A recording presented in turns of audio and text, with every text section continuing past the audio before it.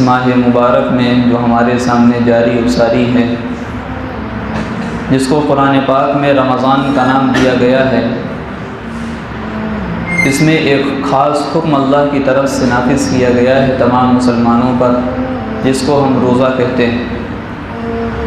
روزے کی شرعی تعریف، شریعت نے جو تعریف کی ہے وہ یہ کہ طلوع فجر سے لے کے غروب آفتاب تک کھانے اور پینے اور نفسانی خواہشات سے رک جانا،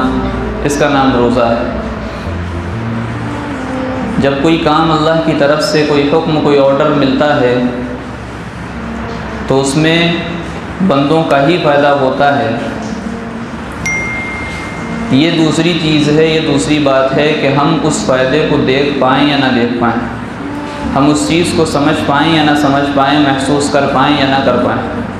لیکن فائدہ ہر حال میں، چاہے ہم دنیاوی لحاظ سے لے لیں یا آخرت اور قیامت کے دن کے لحاظ سے لے لیں، فائدہ ایک ایمان والے کا ہی ہوتا ہے۔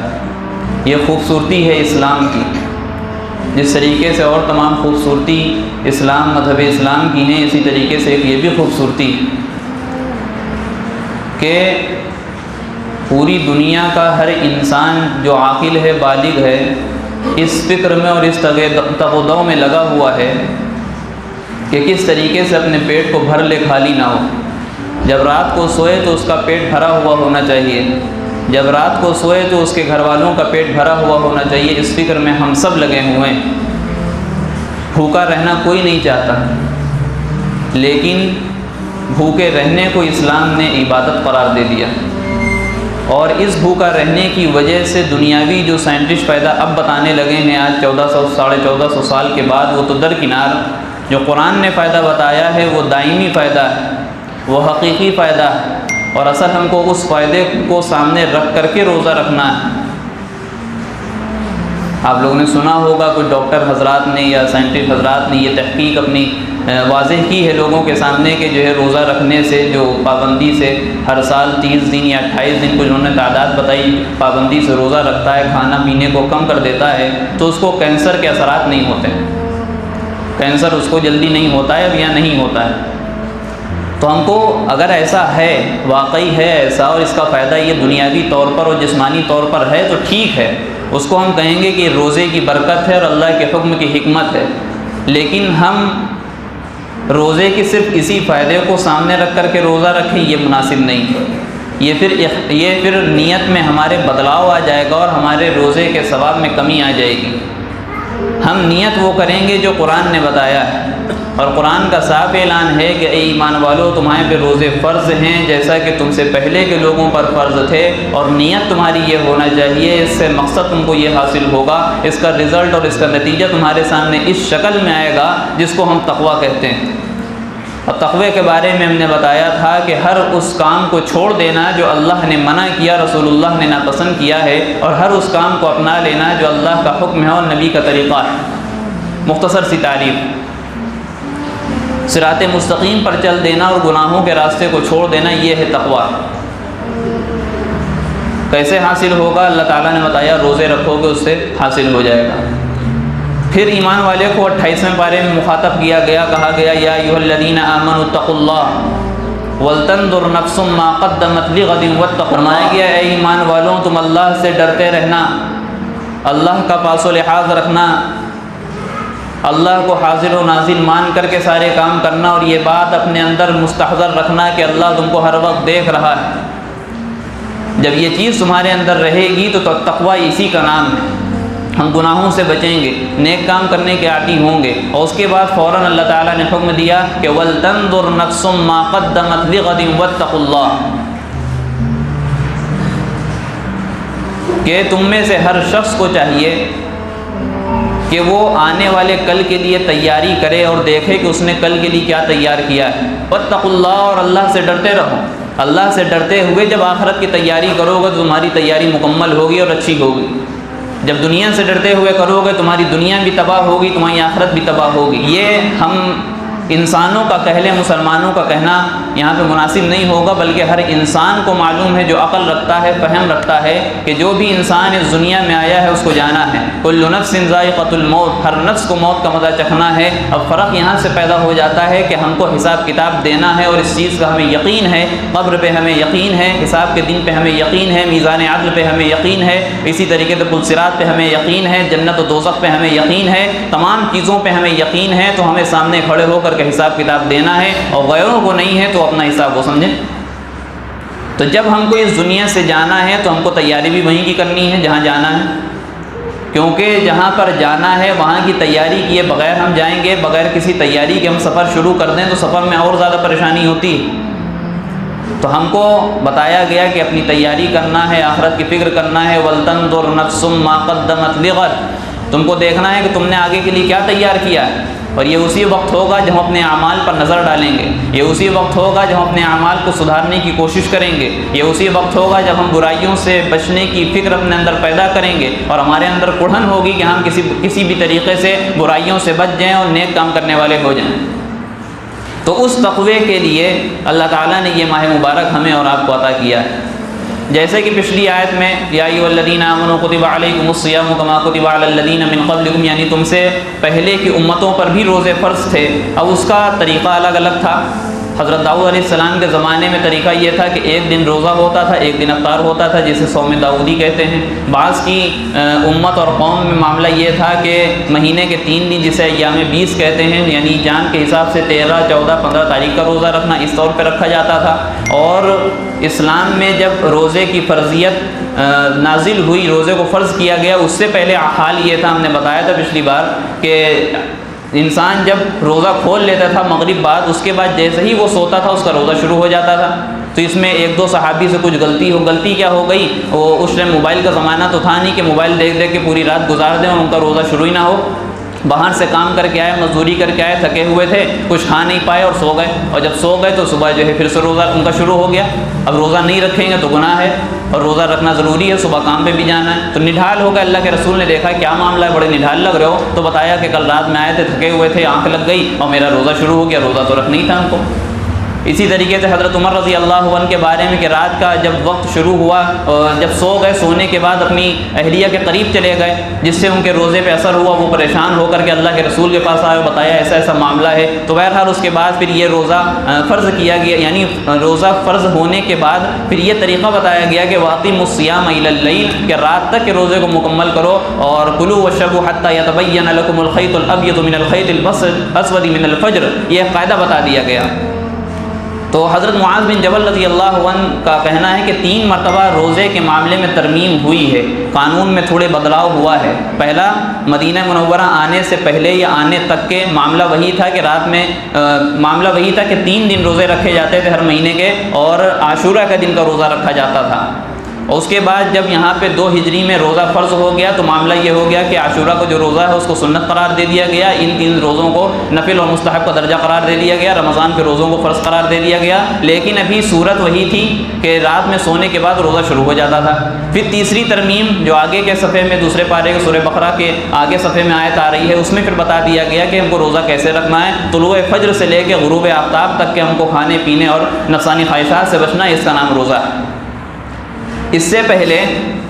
روزے کی فرضیت کے بارے میں بھی ایک چیز تھی جس کو ترمیم جس میں کی گئی اور وہ آیت منسوخ کی گئی، جو بھی ہم نے آیت پڑھی اس آیت کے آگے ایک چیز ہے ایام معدودات۔ یہ ہم کو ایمان والوں کو بتانے کے لیے کہ زیادہ گھبرانے کی ضرورت نہیں ہے کہ روزہ رکھنا ہے، صبح سے شام تک بھوکا رہنا، گھبرانے کی بات نہیں ہے۔ ایام معدودات چند دن ہیں، تھوڑے سے دن ہیں۔ اللہ تو احکم الحاکمین ہے، اللہ تو ہم کو پیدا کرنے والا ہے، اللہ تو ہم کو چلانے والا ہے، اللہ ہی کا آرڈر چلتا ہے، اللہ ہی کا حکم چلتا ہے، کسی انسان کا حکم نہیں چلتا۔ تو اللہ اگر چاہتا تو کہتا کہ 11 مہینے روزہ رکھو، 11 مہینہ روزہ رکھو، 1 مہینہ افطار کرو۔ اللہ تعالیٰ نے ایسا نہیں کہا۔ اللہ تعالیٰ مہربان ہے، کریم ہے، بندوں کی استطاعت کو دیکھتے ہیں، طاقت و قوت کو دیکھتے ہیں۔ لا یکلف اللہ نفسا الا وسعها، کہ انسان کو اس کی طاقت کے بقدر ہی اللہ تعالیٰ مکلف بناتے ہیں، کوئی آرڈر دیتے ہیں۔ اللہ تعالیٰ اس چیز پر بھی قادر تھے کہ اللہ تعالیٰ کہتے ہیں کہ تم اپنے مال میں سے 97.5% زکوٰۃ دو، 2.5% اپنے پاس رکھو۔ اگر کہہ دیتے ہم لوگوں کو کرنا پڑتا، لیکن اللہ تعالیٰ نے جو ایک نظام بنایا کہ 1 مہینے کے روزے فرض کر دیے گئے، اس کے بعد تسلی دی گئی، ایمان والوں پریشان ہونے کی ضرورت نہیں ہے۔ ایام معدودات چند دن ہیں، اس میں تھوڑی سی پریشانی اور تھوڑی سی دقت جھیل لو، جس کا تمہیں کو فائدہ ہوگا کہ تقوی حاصل ہو جائے گا، قیامت کے دن بھی تم کو فائدہ ہوگا اور دنیا میں بھی اس چیز کا فائدہ دیکھو گے۔ جب تقوی والی زندگی گزارو گے، دل میں اللہ کے رسول کی محبت ہوگی، دل میں جو ہے اللہ تعالیٰ کی محبت ہوگی، تو وہ جب زندگی ہم گزاریں گے اور ایمان کی چاشنی اور اس کی لذت ہم محسوس کر کے اپنی زندگی کو گزاریں گے تو اس کا مزہ ہی الگ ہوتا ہے۔ تو یہ بتایا گیا کہ ایام معدودات چند دن ہیں، پریشان ہونے کی ضرورت نہیں ہے۔ اس کے بعد آیت آئی ایام معدودات فمن کان منکم مریضا او علی سفر فعدۃ من ایام اخر وعلی الذین یطیقونہ فدیۃ طعام مسکین، کہ جو تم میں سے سفر پر ہو یا مریض ہو، بیمار ہو، تو اس کو اجازت ہے روزہ چھوڑنے کی۔ اب وہ کون سی بیماری ہے، کون سا سفر ہے، وہ علماء سے مشورہ پوچھیں، تفصیل بتانے کی ابھی وقت نہیں ہے، گنجائش نہیں۔ تو جو سفر پہ ہو، جو بیمار ہو، اس کو چاہیے کہ جتنے دن اس نے روزہ چھوڑا ہے، چھوڑنے کی اجازت ہے، وہ رمضان کے بعد جا کر کے اس کی قضا کر لیں۔ آگے بتایا کہ یہی منسوخ آیت ہے وعلی الذین یطیقونہ فدیۃ طعام مسکین، جو روزہ رکھنے پر قادر تھا، اب اس کو اختیار پہلے تھا کہ اس کو اختیار ہے، چاہے تو روزہ رکھے اور چاہے تو ایک مسکین کو کھانا دے کر کے فدیہ ادا کر دیں۔ وعلی الذین یطیقونہ فدیۃ طعام مسکین، ایک مسکین کو کھانا کھلا دیں۔ اور آگے بتائے فمن تطوع خیرا فہو خیر اللہ، اگر روزہ رکھے گا تو زیادہ بہتر، اس کے علاوہ اس سے زیادہ کوئی بھلائی کا کام کرنا چاہتا ہے تو اس کے لیے بہتر ہے۔ وان تصوموا خیر لکم ان کنتم تعلمون، اس میں بتایا گیا کہ اگر تم روزہ رکھو گے طاقت رکھنے کے بعد یہ تمہارے لیے بہتر ہے۔ لیکن یہ حکم منسوخ ہو گیا۔ اگلے صفحے میں ایک آیت آ رہی جس میں بتایا گیا تھا، شروع کی آیت ہے کہ اللہ تعالیٰ نے اس رمضان کے مہینے میں قرآن پاک کو نازل فرمایا، اسی میں آگے بتایا کہ فمن کان منکم، جس میں بتایا گیا کہ تم میں سے جو شخص رمضان کا مہینہ پالے اس میں چاہیے اس کو کہ وہ روزہ رکھے۔ اب یہ یہاں پہ روزے فرض کر دیے گئے، بتایا گیا کسی کو اگر طاقت ہے تو اس کو روزہ رکھنا ہی پڑے گا، روزہ چھوڑنے کی اس کو اجازت نہیں ہے، پہلے اجازت تھی۔ تو بہرحال یہ روزے کے چند معاملات ہیں۔ پھر روزے میں پھر دو چیزیں ہیں، ایک سحری ہے اور ایک افطاری ہے، ایک سحری ہے اور ایک افطاری ہے۔ اس سے ایک جو ہے لطیفہ یاد آیا کہ ایک صاحب سے پوچھا گیا کہ تراویح کئے پارے آپ پڑھیں گے؟ کہنے لگے دکان پہ جاتے ہیں، تھک جاتے ہیں، لہٰذا تراویح ہم پڑھ نہیں پاتے ہیں، تھک جاتے ہیں اس میں۔ اچھا ابھی تراویح نہیں پڑھیں گے، روزے تو رکھیں گے ہی ماشاءاللہ، رمضان کا ایک ہی مہینہ ہے آپ کے پاس، روزہ تو رکھیں گے نہیں، بھوک ہم کو بہت لگتی ہے رمضان میں اور دھوپ میں کام کرنا پڑتا ہے گرمی میں، لہٰذا ہم روزہ بھی نہیں رکھ پائیں گے، تو افطاری بھی نہیں کریں گے۔ افطاری کیوں نہیں کریں گے؟ مسلمان ہیں، تم غیر مسلم سمجھے ہو کیا ہم کو؟ مسلمان ہیں تو افطاری تو کریں گے ہی۔ تو آج ہمارا حال یہ ہے کہ رمضان کے مہینے کو ہم نے کھانے پینے کا مہینہ بنا لیا، یہ پہلے بات آ چکی، بہرحال ہم نے کھانے پینے کا مہینہ اس کو بنا لیا ہے، ہم نے اس کو کھانے پینے کا مہینہ بنا لیا۔ لیکن اگر اس کو کھانے پینے پر بھی نظر رکھی جائے تو اللہ کے رسول علیہ الصلوۃ والسلام کا ارشاد مل جاتا ہے، کیا ہی اچھا اسلام ہے۔ اللہ کے رسول فرما رہے ہیں تسحروا فإن فی السحور برکہ، سحری کر لیا کرو کیونکہ اسی میں برکت اللہ تعالیٰ نے رکھ دی ہے۔ لیکن ہمارا معاملہ کیا ہے کہ شریعت کے خلاف جو عمل ہوتا ہے ہم اس کو کرتے ہیں، شیطان جو ہم کو بہکا دیتا ہے رمضان سے پہلے اس کو کرتے ہیں، ہمارا نفس جو چیز کہتا ہے ہم اس پر پیروی کرنے لگتے ہیں، اللہ کے رسول کوئی حدیث نہیں دیکھتے۔ معاملہ یہ ہے کہ رات میں کھانا کھا کے سوئے اور صبح جو ہے کھانے کا من نہیں تھا اس لیے ہم سوتے رہے، اور بعضوں کا تو حال یہ ہے کہ فجر کی نماز بھی چھوٹ جاتی رمضان کے مہینے میں،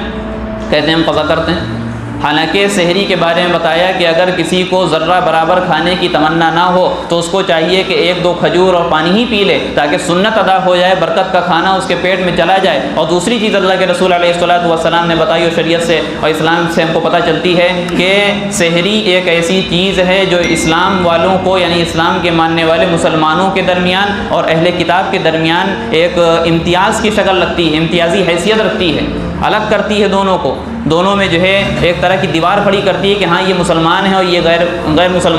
مسلم ہے، اہل کتاب۔ تو ہم کو چاہیے کہ سحری پر ہم اتنا بھی فوکس نہ کریں کہ دن تک کہ ہمارا معاملہ خراب رہے اور ڈکاریں آتی رہیں، اور اتنا بھی کم نہ کر دیں کہ معاملہ ہمارا جب ہم کام پہ جائیں تو وہاں ہم کو بدحالی ہماری ہو جائے اور ہماری طبیعت میں ناسازی پیدا ہو جائے۔ دوسری چیز سحری کا وقت جو ہے وہ برکت کا وقت ہے، وہ رحمت کا وقت ہے۔ رمضان کے علاوہ میں بتایا گیا تھا کہ اللہ تعالیٰ تہجد کی نماز کے لیے پہلے آسمان میں تشریف لاتے ہیں، یعنی ان کا نزول ہوتا ہے اللہ تعالیٰ کا پہلے آسمان پر، پھر یہ اعلان ہوتا ہے سحری کے وقت کون ہے ہم سے مغفرت طلب کرنے والا، کون ہے ہم سے رزق طلب کرنے والا، جس کو ہم مغفرت، جس کو ہم معاف کریں، جس کو ہم رزق دیں۔ تمام چیزیں رمضان کے علاوہ میں تہجد کے وقت یہ کام ہوتا ہے، لیکن رمضان میں اللہ تعالیٰ پورے مہینے یہ کام کرتے ہیں، یعنی پورے مہینے کے لیے پہلے آسمان پر آ جاتے ہیں، آسمان دنیا پر، اور عرش پہ جو عرش کو اٹھائے وہ جو فرشتے ہیں ان کو آرڈر ہو جاتا ہے کہ روزے دار کی دعا پر آمین کہو، اب روزے دار کی دعا پر آمین کہو۔ تو اب ہم سوچیں کہ ایک تو رمضان کا وقت اور پھر رمضان میں سحری کا وقت، سحری کا وقت، تہجد کا وقت، وہ کتنا ہی مبارک ہوگا اللہ کے نزدیک۔ ہم جب اس میں تلاوت کریں گے، ہم جب اس میں ذکر کریں گے، ہم جب اس میں جو ہے اللہ کے آگے ہاتھ اٹھا کر کے روئیں گے، گڑ گڑائیں گے، تو اللہ تعالیٰ کیا عطا نہیں کرے گا؟ بہت عطا کرے گا۔ لیکن آج نوجوانوں کا حال یہ ہے کہ سحری اگر کر لیتے ہیں تو اپنے روڈ پہ ٹہلتے رہتے ہیں اور گلیوں میں جا کر کے شور مچاتے ہیں۔ حال ان کا یہ ہے۔ آج نوجوانوں کو سب سے زیادہ ضرورت تھی کہ اپنے ہاتھوں کو اللہ کے سامنے اٹھائیں۔ آج نوجوانوں کو سب سے زیادہ ضرورت تھی کہ اللہ کے سامنے ہم گڑ گڑائیں، لیکن حال اس کا الٹا نظر آتا ہے۔ ہم کو چاہیے کہ سحری میں اٹھ کر کے اللہ کے سامنے جب ہم روئیں اور گڑ گڑائیں، اس کا مزہ بھی ہم چکھیں کہ اللہ تعالیٰ نے کیسا مزہ رکھا ہے سحری میں اٹھ کر کے تلاوت کا، سحری میں اٹھ کر کے ذکر کا، سحری میں اٹھ کر کے دعا کا، سحری میں اٹھ کر کے باقاعدہ تہجد پڑھنے کا۔ ہم اس کا مزہ انشاءاللہ محسوس کریں گے۔ تو یہ چند چیزیں تھیں جو رمضان کے تعلق سے ہمارے اوپر ضروری ہوتی ہیں۔ باقی جو سنت موقدہ تراویح کے بارے میں بات آئی تھی کہ پورا مہینہ سنت موقدہ ہے، ضروری نہیں کہ جو ہے صرف قرآن سننا سنت ہے، بلکہ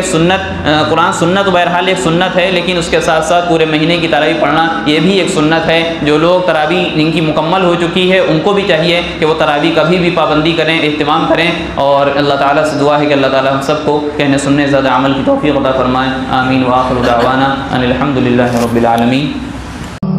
ویڈیو اگر اچھی لگی ہو تو لائک کریں، شیئر کریں اور چینل کو سبسکرائب کرنا نہ بھولیں، اور ساتھ ہی ساتھ بیل آئیکن کو پریس کریں تاکہ نئی ویڈیو کی نوٹیفیکیشن آپ کو ملتی رہے۔